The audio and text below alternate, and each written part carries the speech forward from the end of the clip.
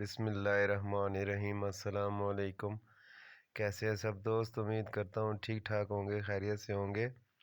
दोस्तों, आज की जो वीडियो लेके आया हूँ ये डायटसो मीरा की कंप्लीट इंजन ट्यूनिंग के ऊपर है। एक रिसेंटली डायटसो मीरा 660 सीसी की कंप्लीट इंजन में ट्यूनिंग मैंने की थी। गाड़ी में मसला ये था कि ये पेट्रोल की एवरेज इसकी जो है वो बकौल कस्टमर के, जब मैं गाड़ी लेके आया हूँ नई नई तो 26-27 किलोमीटर देती थी, जो घट के जो है वो 16-15-16-17 तक जो है वो आ गई थी।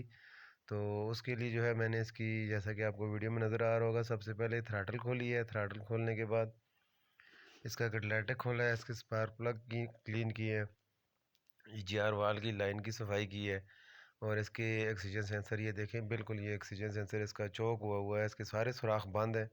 काफ़ी टाइम से कटलाइटिक भी सर्विस नहीं हुआ था, वो भी चौक था। तो ये सारा जो है इसके साथ मैंने प्रोसेस टू प्रोसेस किया है। अभी जैसा कि आपको वीडियो में नज़र आ रहा होगा, ये ऑक्सीजन सेंसर है, ये सेंसर 2 है। O2 सेंसर 2 जो होता है कटलाइटिक कन्वर्टर के बाद लगा होता है। ये देखें किस तरह से इसके सुराख सारे बंद है।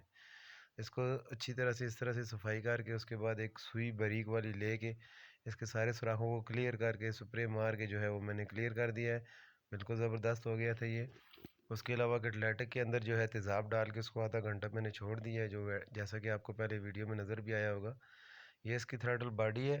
थ्रॉटल बॉडी को जस्ट क्लीन किया है, इसके साथ और कोई छेड़छाड़ नहीं करनी। ये इलेक्ट्रॉनिक थ्रॉटल है। जो मैनुअल थ्रॉटल होती है वो होती तो मुश्किल है, लेकिन उसमें हर चीज़ एडजस्टेबल होती है, रिप्लेसेबल होती है। लेकिन इलेक्ट्रिक थ्रॉटल में ऐसा कोई सीन नहीं होता। इसको ज़्यादा टच करेंगे तो ये आपको चेंज करनी पड़ जाएगी। इसकी जस्ट क्लीनिंग की है और इसको फिट कर दी है, जैसा कि आपको बिल्कुल वीडियो में नज़र भी आ रहा होगा। और इसके अलावा जो है इसके स्पार्क प्लग का गैप मैंने 100 mm, यानी कि 1 mm पूरा 0.100 mm जो है वो मैंने स्पार्क प्लग का गैप रखा है, और इतना ही 660 सीसी का गैप होगा तो वो गाड़ी एवरेज देती है।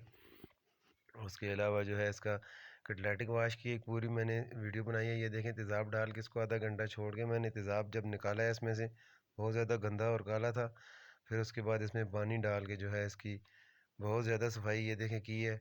सही प्रेशर से पानी मारने के बाद इसके हवा मारी है। जब एक दफ़ा ये साफ़ हो गया फिर उसके बाद दोबारा इसमें तेज़ाब डाल के मैंने छोड़ दिया है, और जब दूसरी दफ़ा निकाला है तो ये देखें, ये तेज़ाब के साथ बिल्कुल ब्लैक कलर के पार्टिकल निकले हैं, जो कि कटलेटिक के सुराख के अंदर फंसे हुए थे, ये देखें।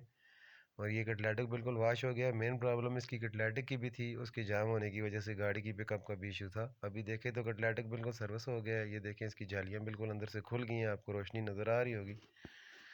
बिल्कुल सही हो गई है गाड़ी, बिल्कुल ज़बरदस्त हो गई थी। इसकी एवरेज वगैरह जो है वो सही हो गई थी।